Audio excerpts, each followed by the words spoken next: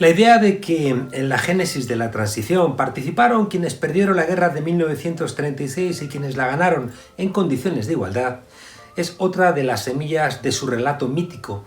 En estos años en los que algunos franquistas han sido tratados y enterrados como demócratas y quienes lucharon contra la dictadura han fallecido silenciados, en los márgenes, en las cunetas de la opinión pública, fuera de los renglones de una democracia que no está siendo escrita con sus nombres. El autor de estas palabras es Emilio Silva, presidente de la Asociación para la Recuperación de la Memoria Histórica, un nieto de un represaliado que en el año 2000 decidió ir a Priaranza del Bierzo a preguntar por su abuelo. Un hombre bueno que lo único que había hecho era defender esa idea de progreso que traía la promesa de la Segunda República. Pero a Emilio Silva, como a otros decenas de miles de familiares, de españoles, que no sabían nada de sus antepasados represaliados, porque la monarquía en España vino con olvido y con amnesia, pues decidió, ya digo, no callarse. Creo que hoy, en el siglo XXI, cuando se demuestra que el piloto del cambio, esa persona a la cual supuestamente todos debemos, la democracia que tenemos, pues resulta que no es tan trigo limpio como nos habían prometido, quizá sea el momento de volver a preguntarnos por qué tipo de democracia queremos hoy, aquí en la frontera.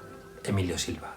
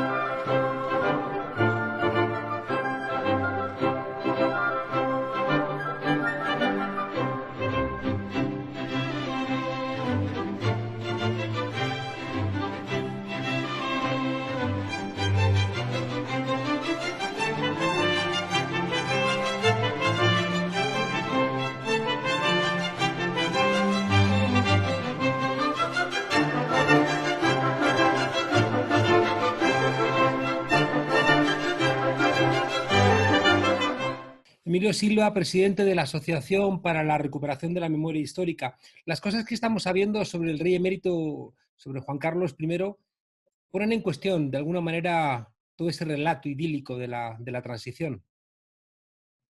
Bueno, de hecho, son cosas que se han sabido durante mucho tiempo y ahora lo que está ocurriendo es que pueden salir a la luz, ¿no? Porque que era un jefe de Estado que hacía múltiples negocios aprovechando su posición predominante, es algo que ha ocurrido incluso desde antes de la muerte de Franco, ¿no? Porque hay reportajes que se pararon en las mesas de la revista Interview sobre, por ejemplo, ingresos económicos en la Fundación Princesa Sofía, que son muy anteriores a esto que estamos conociendo ahora. Entonces forma parte bueno, pues de una élite que desde la muerte de Franco ha seguido utilizando la misma metodología para mezclar poder con misiones y negocios económicos y, bueno, disfrazado todo eso de una especie de discurso de sacrificio y de generosidad con el pueblo español, ¿no? Yo Mm. recuerdo en los 80, como por ejemplo decían, bueno, qué duro es ser rey, ¿no? Qué duro es ser rey. Se creó esa idea de que tenía una vida terriblemente sacrificada. Fue bastante hedonista. Me llama la atención algunos periodistas de estos cortesanos que están diciendo que hay que separar las cuestiones particulares de lo que haya hecho el rey, ¿no? En su vida privada de su comportamiento como jefe del Estado. Bueno, siempre que pasan estas crisis hay intentos de restauración, ¿no? De la imagen de la monarquía o incluso ahora de separar a su hijo como si no tuviera nada que ver con él, ¿no? Si yo he visto alguna declaración, por ejemplo, de Onega, ¿no? Hablando de que todavía tenemos que estar muy agradecidos, pero evidentemente él estaba picando a favor de su cuenta corriente durante muchos años y hay muchas cosas o cosas que ha hecho la jefatura del Estado que no vamos a saber o distinguir si se correspondían con intereses del país o se le correspondían con los suyos propios. Y de hecho hoy en día es sorprendente que la Casa Real no tenga una declaración de bienes del jefe del Estado, porque yo quiero saber si acepta en su agenda un acto con una determinada empresa, si él puede tener algún tipo de interés personal en su propia economía cercano a ese sector, ¿no? Todavía estamos en primero de básica de transparencia de la monarquía. Hay en el capitalismo español pues, esa sensación que arrastramos históricamente de que solamente se prospera en el entorno de la corte, ¿no? En el entorno de, sobre todo de Madrid. Y parece que el reino, como ese gran conseguidor, de alguna manera es como ha planteado gente como el catedrático Pérez Royo, es como el tapón, ¿no? Que impide el desagüe de todos los elementos dañinos de ese régimen del 78. Bueno, yo creo que lo explicó muy bien Jordi Pujol. Es que tire de una rama, tira del árbol. Porque Jordi Pujol pertenece a toda esa escuela de la zarzuela, donde un montón de aprendices han seguido la estela de Juan Carlos, de expresidentes del gobierno, de dirigentes políticos, que tienen que ver con que luego se han dedicado fundamentalmente a utilizar sus agendas para que les descuelguen ministros de medio mundo llamadas telefónicas y andar como visitadores médicos vendiendo contratos por el planeta, que es fundamentalmente lo que han aprendido Juan Carlos. Y yo siempre he pensado que posiblemente es en lo que estaban preparando a Iñaki Urdangarín, porque alguien tenía que heredar en la familia ese método de trabajo, ¿no? Y, pues, él empezó a hacerlo y se ha llevado lo que se ha llevado, pero posiblemente era el aprendiz, ¿no? El testaferro que iba a heredar todos esos negocios y esos métodos fraudulentos.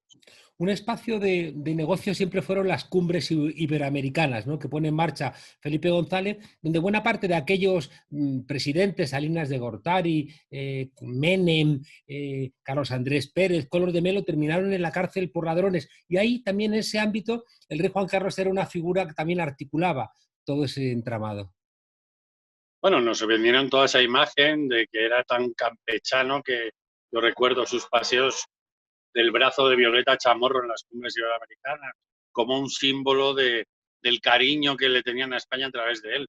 Pero evidentemente en las trastiendas de todo eso se estaban haciendo contratos, proyectos políticos para grandes constructoras y ahí detrás se estaban negociando montones de cosas. De hecho, yo por no creer, ni siquiera me creo que no me tengo por qué creer que su accidente después de la venta del AVE fuera cazando un elefante. Eso igual es lo mejor que me podían contar, ¿no? Igual estaba celebrando precisamente esa comisión millonaria en algún festejo, pero siempre ha habido esa oscuridad. Lo que pasa es que ahora sí se puede contar. En los años 90 incluso alguien públicamente criticaba la monarquía y el suelo de este país crujía, porque era innombrable eso, ¿no? Bueno, por suerte estamos madurando y ahora no solo podemos enunciarlo, sino que incluso podemos denunciarlo. Es verdad que Villarejo siempre pensó que tenía una gran capacidad de chantaje porque él podía, ¿no?, utilizar lo que conocía sobre el rey emérito para conseguir que el Estado se doblegase como en otros momentos de la historia. Bueno, también lo hizo Mario Conde, ¿no? Que compró unas fotografías comprometidas, bueno, para mí bastante ridículas, sobre el rey para tratar de presionarle y que alguien le salvara, ¿no?, de su proceso hacia la cárcel. Pues bueno, él ha sido precisamente, y el conocimiento de todos esos chanchullos han sido herramientas de poder para otras personas, ¿no?, que han estado en ese AMPA eh, utilizando esas mismas metodologías. Y a ver si de una vez por todas se caen y empezamos primero a cuestionar la jefatura del Estado no electa, pero mientras la tengamos, a que tenga que ser absolutamente transparente, ¿no? O sea, ahora nos enseñan las cuentas de la zarzuela, pero yo quiero saber el patrimonio del jefe del Estado. Siempre para casi despedirnos, me llamó la atención esa vinculación que había entre el rey Juan Carlos y Felipe González.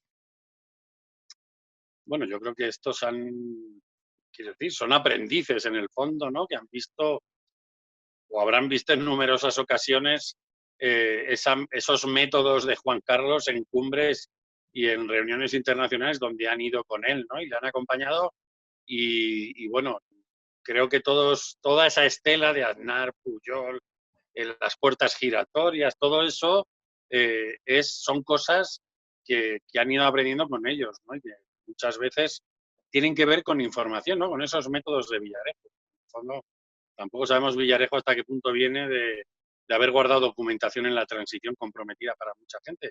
Y eso es una metodología que usó él, que usó el rey y que se ha usado desde muchos sitios, ¿no? Para la hora de presionar y conseguir contratos. Entonces, esto es todo es un sistema, ¿no? Que estaba aquí aterrizado sobre el discurso de la democracia ejemplar y que ahora, por suerte, pues está por lo menos diluyéndose. Una última cuestión. A mí me pareció estremecedor el comunicado de Felipe VI diciendo que no quería tener nada que ver con los dineros de su padre porque procedían, y es la afirmación, ya digo, estremecedora, muy presuntamente de lugares sucios y poco recomendables.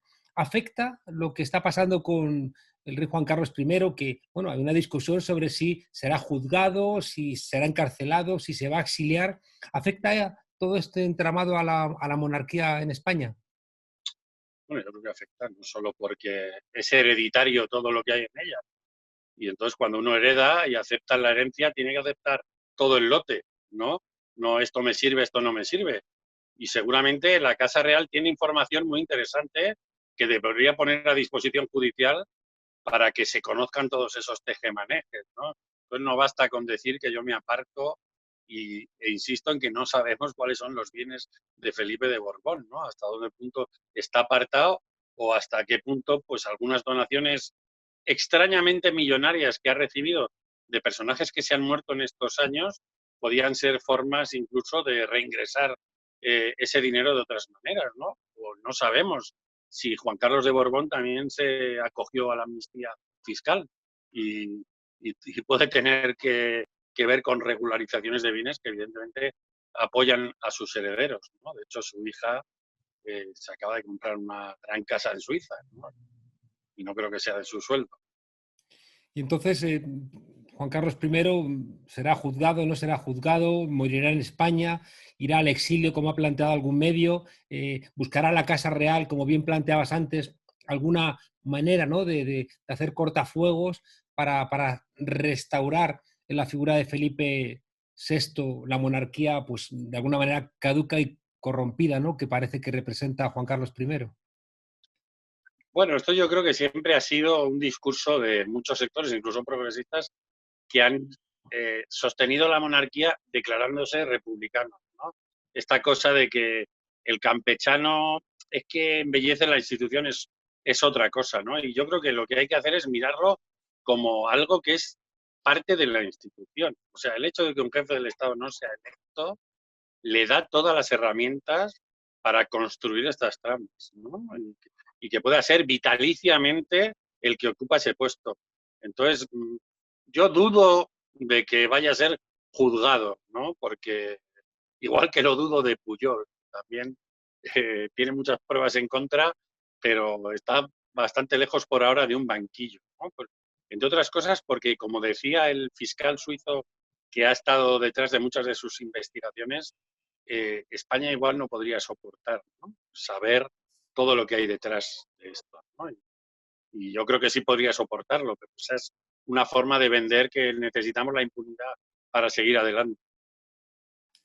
Emilio Silva, presidente de la Asociación para la Reparación de la Memoria Histórica, y bueno, siempre llama tanto la atención, ¿no?, cómo se ha maltratado históricamente en este país a los que lucharon por la democracia, y en cambio, ¿no?, como siempre la figura de la monarquía tiene todavía en el siglo XXI algún tipo de bula. Bueno, estamos cambiando eso. Muchas gracias y un fuerte abrazo desde la frontera.